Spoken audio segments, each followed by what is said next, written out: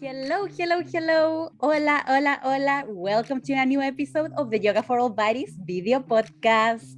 As you can see on your screen, today I have an incredible guest for you. Margarita Olivares is a body positivity advocate.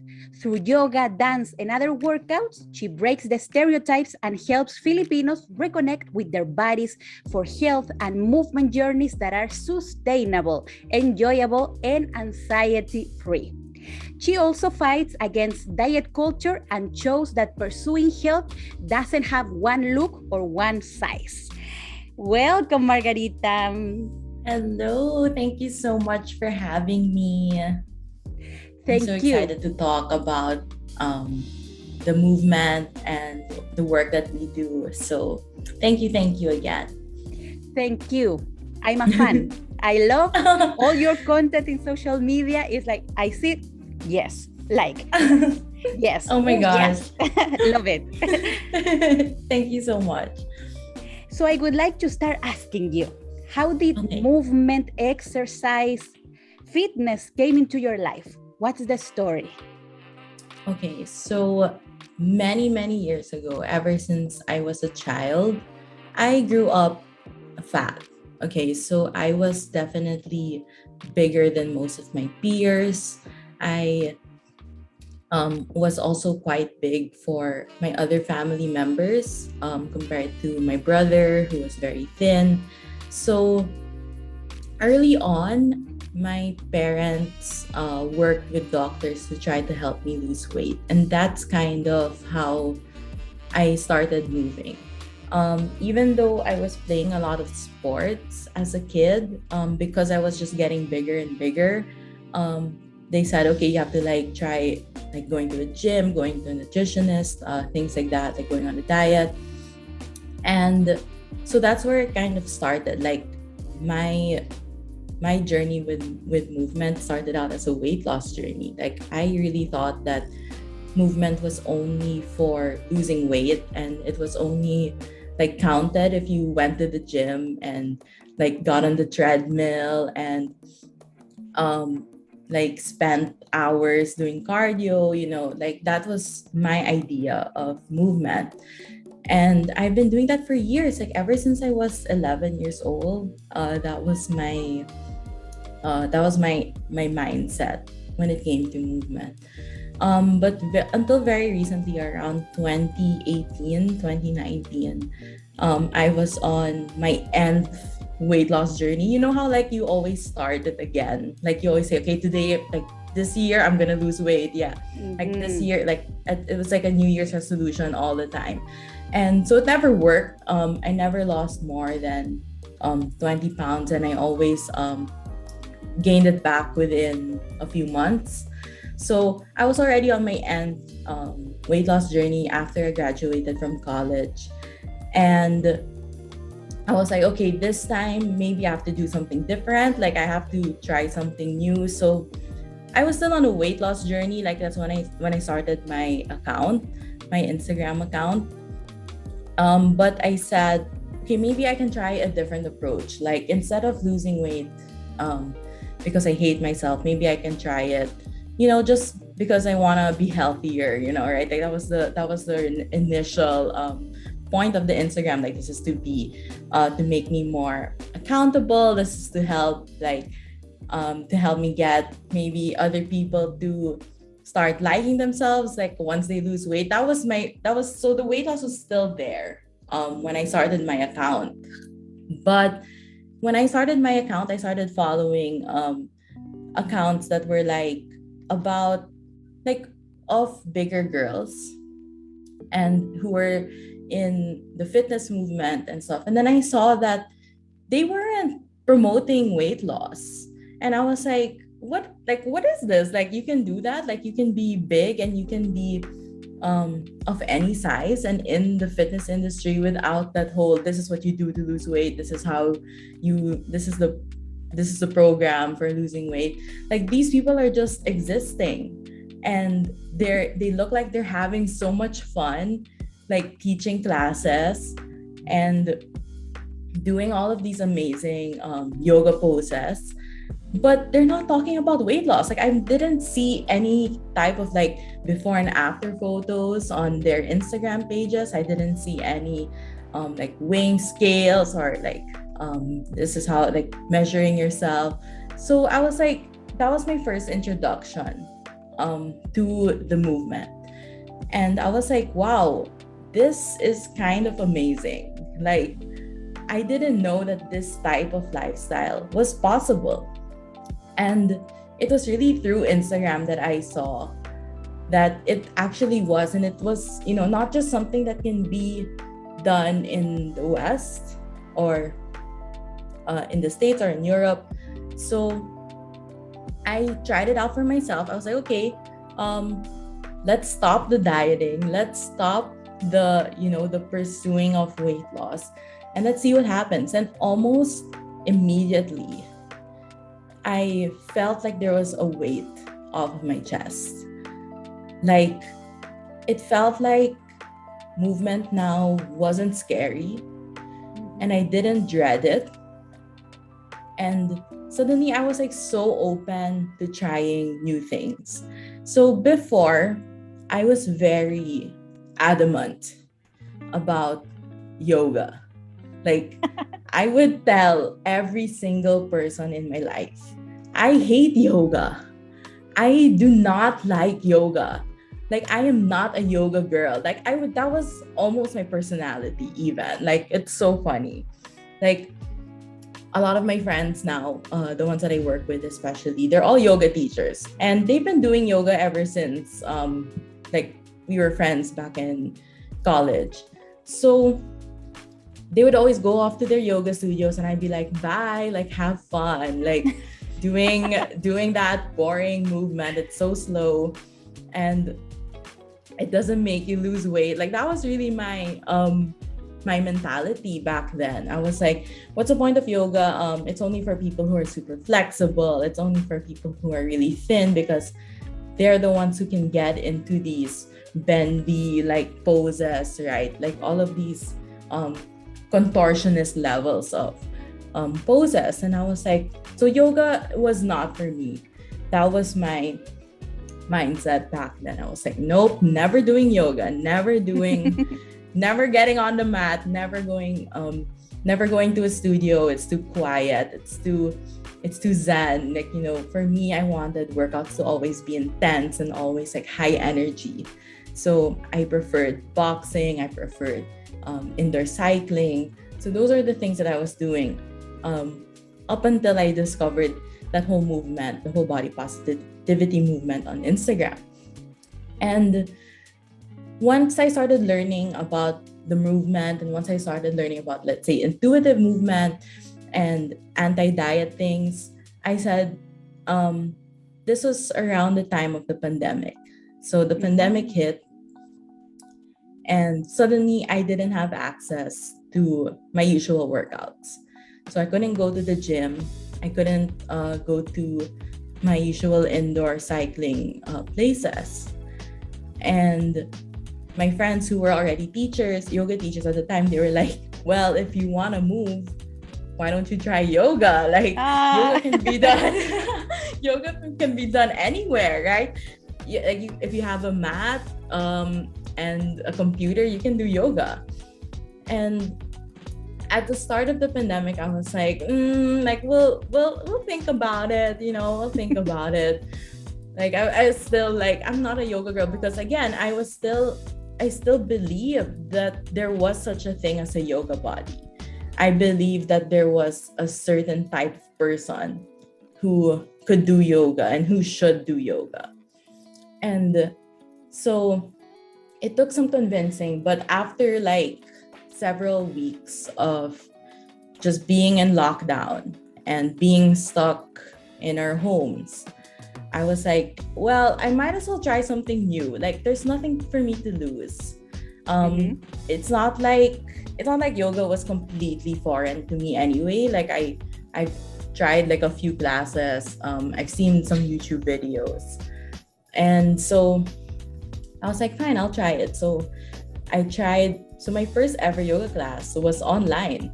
Like It was an online yoga class with my friends, and it was yin. So that was the first time I've ever um, experienced yin. And I was like, wow, this is so much slower than I expected. Yes. Like we are barely moving. Like we're just sitting in stillness. We're like doing a lot of breathing and doing a lot of closing our eyes. And it brought me so much peace. Like when I did that class, I felt like all of my stress, all of the anxiety from being in a pandemic, it just went away. And I was like, what kind of feeling is this? Like you can move and feel like this? Like it was so shocking, but like in a good way. And after that class, I was hooked. So I couldn't stop looking for yin. I was like, okay, after let's say a long day, I was like, I need yin. Like I need to go into banana pose like right now. Like I need to do Viparita Karani. Like it's so like nothing felt as good as doing those poses. And because I would compare it to, let's say, if I did indoor cycling, it felt good in a physical sense. Like I kind of felt the endorphins. I felt the rush. So that was what made me happy. But then because of the pandemic, everything slowed down. Everything was, thrown into this whole new space. I started looking for a different kind of happiness, and that was the happiness that yoga gave. It was calm, it was peaceful, it was somehow longer lasting. Mm. Because, yeah, because like the high of, let's say, of a cardio workout, it would be gone in like a few hours. And then I just kind of be back into my own thoughts and whatever I was thinking about before the class, all of my problems before. But after yoga, it was like I feel it felt so much clearer in my head. Like even that moving forward, I was already off the mat, I was already out of the yoga class. I could still apply what I was feeling or what I was learning in the class into things that are outside of the Zoom room. And Hmm. yeah, that was what kept me going back. And Absolutely. For example, I Mhm, always say that yin yoga, restorative yoga, even mhm, gentle yoga is hanging out with yourself. It's like mhm, being with you. And I think that's why you feel that it's a way of really reconnecting with what do you mhm, need, how do you feel. mhm. So I'm so happy you're hooked. Yes. Yeah, because that's what we lose. That connection that's so lost when you only see movement as a way to lose weight, as a way to um, even just escape. Right? Many people use movement as a way to escape their Mm-hmm. their daily lives, but when you do yoga, it's like you're going back to yourself, Mm-hmm. and you're going back to who you were without the work stress, without the family stress, and you're just being you. And that's so beautiful. And that's something that happened that should be done for anyone, like no matter what size you are. So I was saying, this is the point of yoga.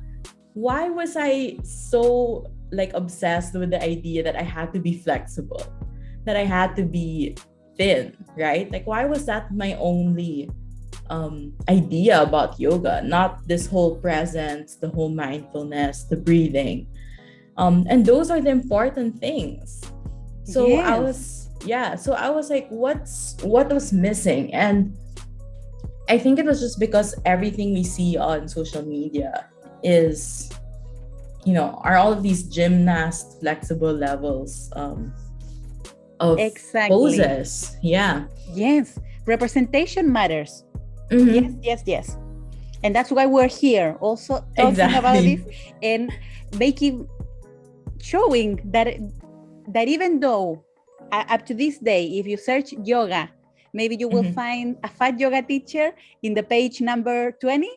Mm-hmm. We exist. We exist. We are here and we are sharing the message. Yes, yes, It's yes. real. Yeah. And I wanted to say also thank you for sharing your story and your journey in such an open way, because I Mm-hmm. know a lot of the viewers will relate. I can absolutely relate. I Mm-hmm. also grew up being the fat of the family, and Mm-hmm. also I think I started dieting when I was like 8, Oh my because gosh. because Yeah. my mom took me to a Mm-hmm. nutritionist. Mm-hmm. So horrible. And I also knew, okay, gym season is coming. And I Yeah. had to go every year, and they would measure you. They would use those clamps to no. Yeah. And I would be in the classes suffering, but having this voice in my head, no worries, you're burning the calories, you're losing the Mm-hmm. weight. But I was, no, horrible. So I Mm-hmm. also stopped dieting like in the same time as you. Yes, Oh, yes. okay. And Yeah. I realized that, oh, now I'm free. For the first Yeah. time, I'm free. Oh, Yeah. That feeling of relief, right? It's so liberating. That's exactly what it is. It's freeing. It feels like you can breathe for the first time. It's like, oh my gosh, I don't have to do that. I don't have to diet.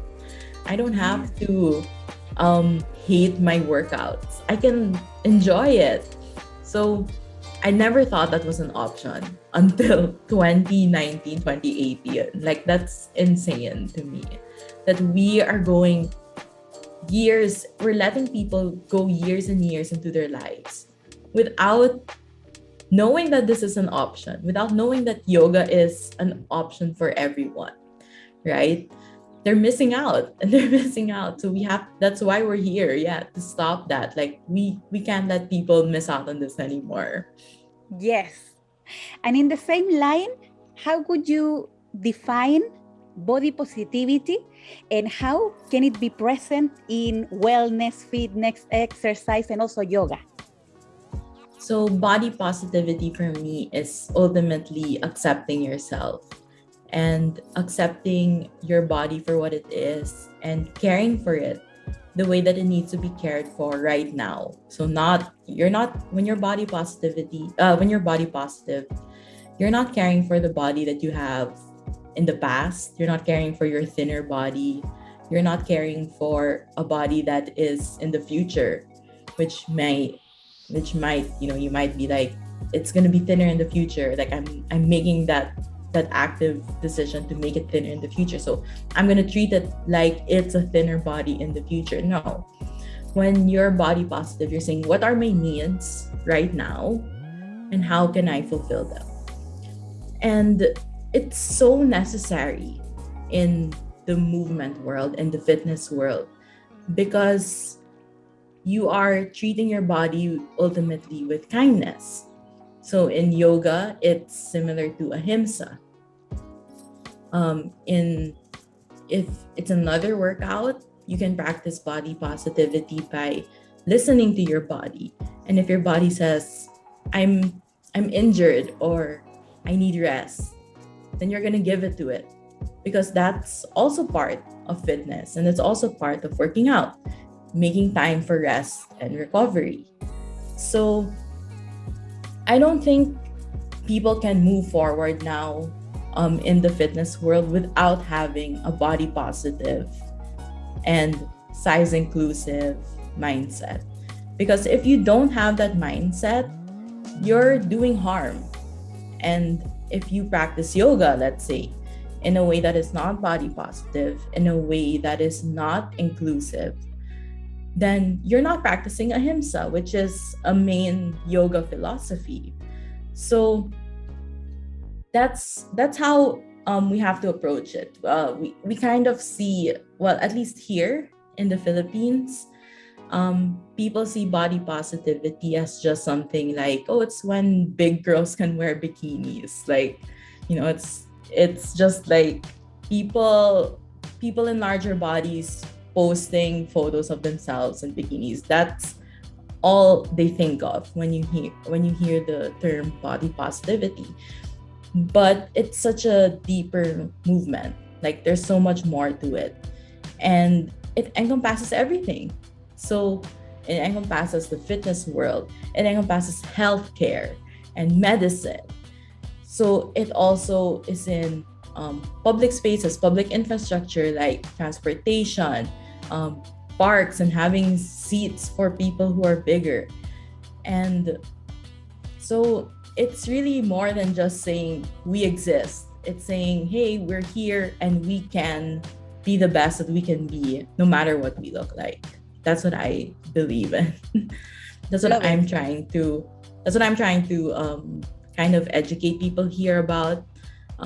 So we're not at the level as like let's say in the States, where more people are educated about the movement and more people are becoming anti-diet. Like here, it's still very much in its baby stages. So we have to do the work, and I have to keep adding that representation element of like me just being, because many people here don't see a lot of big girls just existing and just having fun and just living their lives, without the weight loss. Almost every big person they know is actively trying to lose weight or on a diet. So I always have to include that element just to get the idea that like, this is what, like, this is an option. Like, this is something you can do also. And it's so much funner, in my opinion, than, Yes. yeah. And it's so interesting that you're mentioning that cultural aspect, because I'm originally from Chile. And for example, in Chile, most of the people look like me, like I'm right now. So we are in larger bodies, but you know what? You can't find clothes. The clothes are super small because they are tailored to a part of the society that can't wear, actually. Because, for example, I think the last information is around 60 or more % of the women in Chile live in plus size bodies, but there's no clothes. So interesting. And it's because there's fat phobia. Yeah. It's only fat phobia. So for example, I would go, since I was a teenager, I would go, for example, with my friends to the mall, and I came back home crying because I didn't fit in the jeans, I didn't fit on anything. So when I discovered leggings, my life changed forever.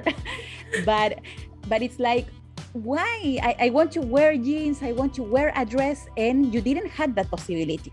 So when I moved to the United States, it was like, what? Wow. So now I have a lot of clothes and everything, but it's something cultural. I also grew up in a home with friends in a school that the only message was you need to lose the weight now because it will be harder in the future, and you won't be able to get a job. Nobody will love you if you are like this. And it's like, and always or most of the times target to women. So one more time, not fair at all. No, there was definitely a double standard, especially here. We kind of get a mix of that, like Asians, the idea that Asians are supposed to be small and petite. Like we have that idea also in our heads, even though the Philippine culture, like the Philippine people, they're so diverse. Like we don't just look all the same. And we can recognize that. Like if you ask people like, okay, what does a Filipino look like? They won't just say one type of person. But somehow when it comes to size, they're like, oh, well, I guess we're supposed to be smaller because we're Asian. Like there's suddenly that aspect that, and it's also hard to go against that, right? Because again, it's very cultural. It's very, they think like this is just a fact. They think it's a fact of life. They don't know that there, even in other Asian countries, there are people of all sizes, that there's not just one size of Asian even. But because of, like, let's say in clothing, they label things as Asian fit, and it's smaller and always like very small for like people with no curves, with no boobs and stuff, and they think, okay, that's an Asian then. So, and I never fit in that. I never fit in an Asian fit clothing, a piece of clothing. And so I was like, am I Asian? Like, am I so Asian or am I not? Like, what does this say to me as a kid, let's say growing up? And yeah, it was hard because like all of my friends would fit in the petite size. They'd always be like, "Oh my gosh, this is so big for me," and I could barely fit an arm through through the clothing. And I was like, and it was so hard growing up like that. Um even though people were saying, "Oh yeah, Filipinos, we're all diverse. We're all like we all look different. We all have different things, but we're all united." So like it was hard reconciling that. Like how come we can accept like we have all different skin tones, we all have different facial features, even our languages that we speak. We have hundreds of languages here in the Philippines, but we only have one body size, and that's supposedly thin. So that's something I'm trying to change now. Trying to make more aware that like people like Filipinos who are big are not just big because like they're not just big because of they ate too much or because they're not moving enough. Like if they're big, that's probably their body size, and that's okay. Many people think that there's just like a smaller, thinner Filipino inside that No. person, and I'm like, yeah, and I'm like, that's not true all the time, and it's okay to not be thin. So that's something that I'm always trying to put forth in my Instagram account and in my posts. So yeah, it's definitely cultural though. So that's what's hard also about the education part, because they're like, oh, but this is just something we believed in ever since, right? Like this is just a fact of life. They're like that. So Yes. And so, for example, I haven't been to Chile since mhm. 2018 because I went Okay. there, then the pandemic, and we're here, still at home. So, for example, the other day, I started thinking, okay, I have to go to Chile. My family hasn't seen me. They only see me on Instagram or my YouTube Mhm. videos. So I started getting that pressure. So Mhm. I feel and I know that thanks to the tools of my yoga, I can go and even face, for example, a family member that will tell me, the good life, you're super chubby, you're super. So now I can say, it's not your business. I'm living None. my best life. Shut up. Yeah. Yeah. But Like this is the happiest I've ever been. Like you can say that confidently. Yeah. yes, so it's hard, yes, to go against that, the learnings that we received Mhm. since we were in the belly. Maybe our Yeah. moms were restricting themselves to not gain weight Yeah. because gaining weight in pregnancy is bad. So Mhm. yes. That's something, yeah, that's something that's also a challenge, because so many people are like, but especially like if you grow up in a family of doctors, like my dad's side, they're full of doctors, so they're always like saying you have to be a certain weight, you have to be like this, and if you don't, you're going to get heart disease, you're going to get all of these diseases, all of these illnesses, you're going to die early. Like there was that whole um pressure on you ever since you're a kid, even though it's genetic mostly. Like you can't control your size, right? As much as people think they can. And yeah, going against institutions like that, like going against medical experts and going against cultural beliefs.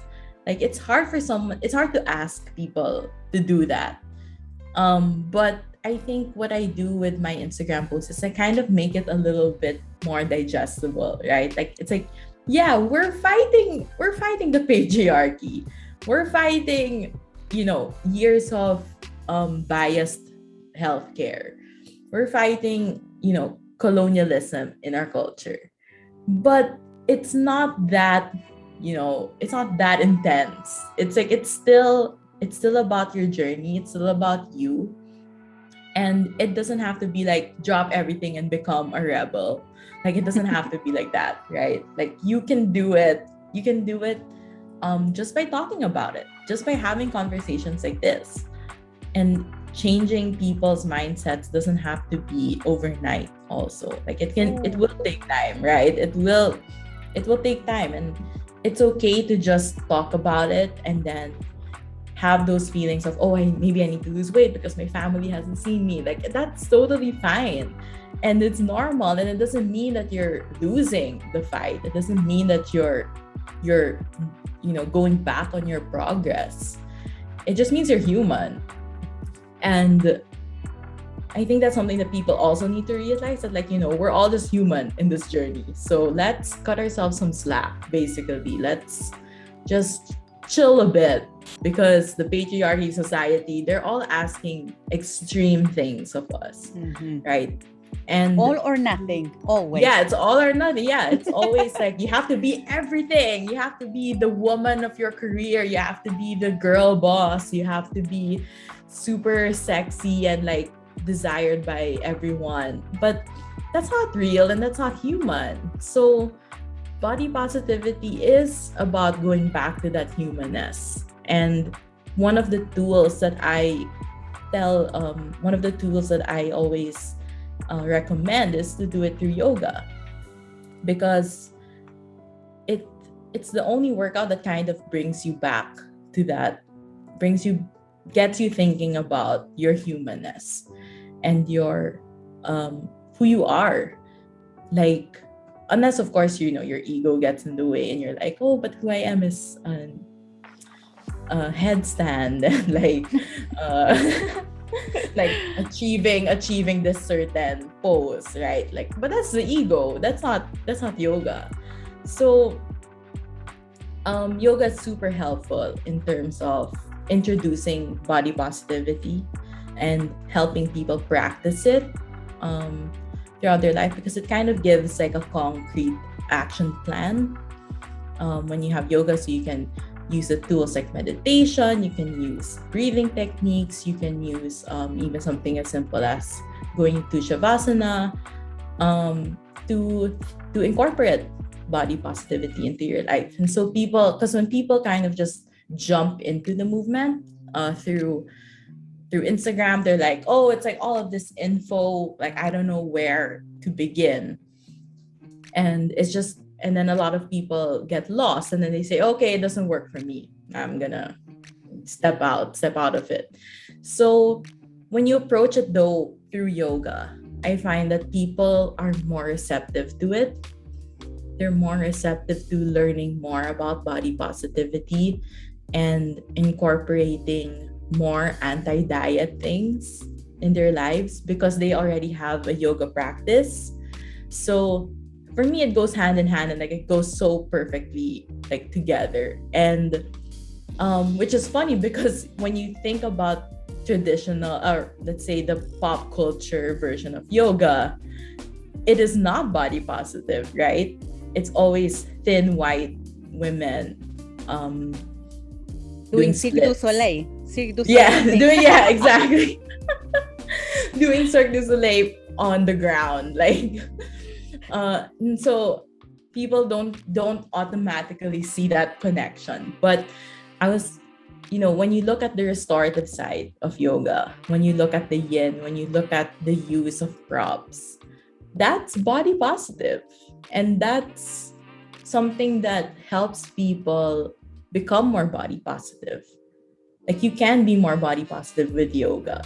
It's not something that like you have to be first and then you join yoga. Like, that's not the case. You can do both at the same time. You can learn about both at the same time. So Absolutely.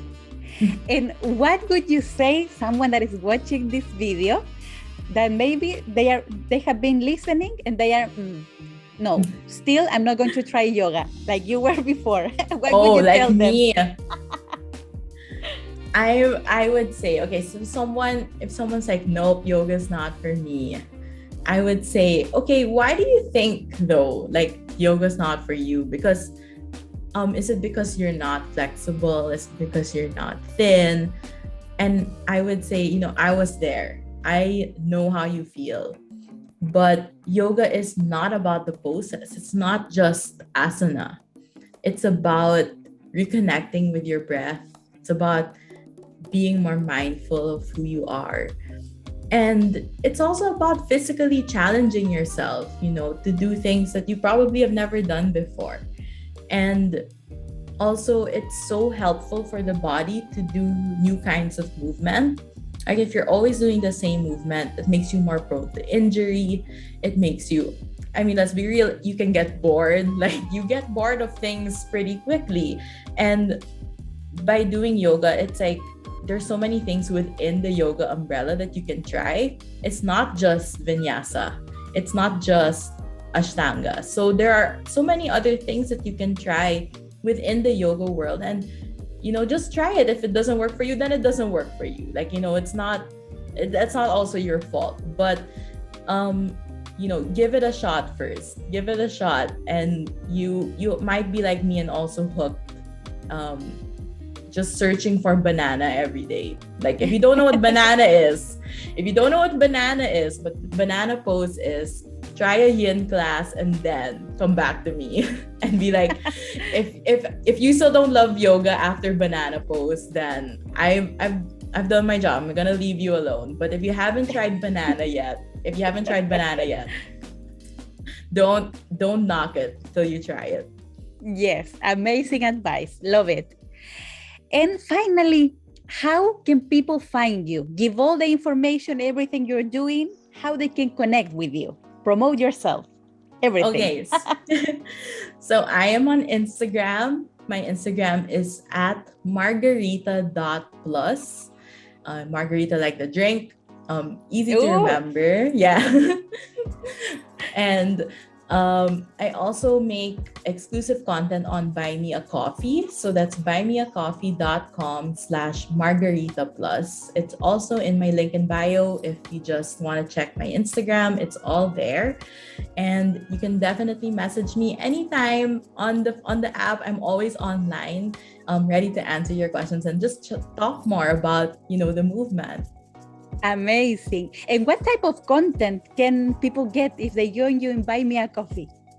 So I do long form pieces there. I always do my research. So that's where you'll find a lot of research backed pieces about certain topics about body positivity. Like, what if I want to still lose weight? Like, can I still be body positive? Do I have to show skin? Do I have to wear bikinis to be body positive? That kind of content. And I also post infographics on there so that you can easily access some of my content. It's not on Instagram, so it's really exclusive to my members and subscribers on the platform. So It's definitely a different experience. If you like my Instagram, you might like my Buy Me a Coffee. Amazing. Thank you so much for sharing your story, sharing your journey from your heart and being so open, so transparent. Thank you. Thank you so much. And if you're watching this video, now you know you can find Margarita, follow her, thank me later. Yes. And if you're watching this video, like it, share it, subscribe, because this is a message everybody needs to know. Movement, exercise, fitness, yoga really are for all bodies. Yes. Amen. Amen. Amen. Thank you very much. See you so at much. your homes in a new episode of the Yoga for All Bodies video podcast. Bye.